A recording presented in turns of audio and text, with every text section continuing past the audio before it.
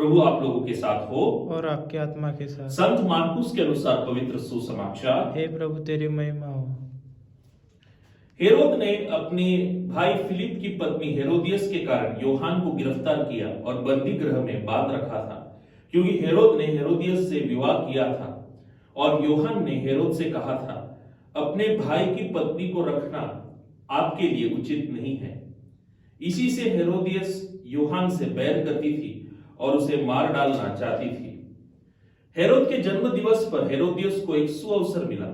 उस उत्सव के उपलक्ष्य में हेरोद ने अपने दरबारियों, सेनापतियों और गलीलिया के रईसों को भोज दिया। उस अवसर पर हेरोदियस की बेटी अंदर से आकर नृत्य किया और हेरोद तथा उसके अतिथियों को मुग्ध कर दिया।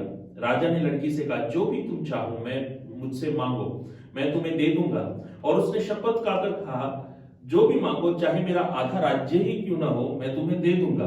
लड़की ने बाहर जाकर अपनी मां से पूछा, मैं क्या मांगू? उसने कहा, योहान बपतिस्ता का सिर। वह तुरंत राजा के पास दौड़ती हुई आई और बोली, मैं चाहती हूं कि आप मुझे इसी समय थाली में योहान बपतिस्ता का सिर दे दे। राजा को धक्का लगा, परंतु अपनी शपथ और अतिथियों के कारण वह उसकी मांग अस्वीकार करना नहीं चाहता था। राजा ने तुरंत जल्लाद को भेजकर योहान का सिर ले आने का आदेश दिया। जल्लाद ने जाकर बंदी गृह में उसका सिर काट डाला और उसे थाली में लाकर लड़की को दिया और लड़की ने उसे अपनी मां को दे दिया। प्रभु का सुसमाचार। हे क्रिस्त तेरी स्तुति हो। क्रिस्त में मेरे प्रिय भाइयों और बहनों, आज के सुसमाचार में हम योहान के दुख भोग के बारे में सुनते हैं। उनके रक्त साक्षित्व की कहानी सुनते हैं। यहूदी नियम के अनुसार अपने भाई के जीवंत रहते हुए उसकी पत्नी से विवाह रचना बड़ा पाप था, महापाप था, एक गुनाह था, नियम का सरासर उल्लंघन था। और इस तथ्य को हम लेवी ग्रंथ में पढ़ सकते हैं। लेकिन हेरोद अपने कामुकता के माया जाल में इतना खो चुका था कि अपने भाई के जीवित रहते हुए उसके पत्नी से उसने विवाह किया।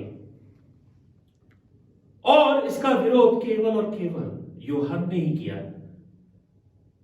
क्योंकि योहान हमेशा सत्य के साथ खड़ा रहा, न्याय के साथ खड़ा रहा, शांति के साथ खड़ा रहा, सच्चा व्यवहार के साथ खड़ा रहा। और अंत में क्या हुआ? अंत में हम देख सकते हैं, निर्दयी रूप से योहान का शिरच्छेद होता है और वह अपने आप को सत्य के लिए, न्याय के लिए अर्पण करता है। मेरे प्रिय भाई और बहनों, कभी कभी हम भी सत्य और न्याय के लिए चुप बैठते हैं, आवाज नहीं उठाते।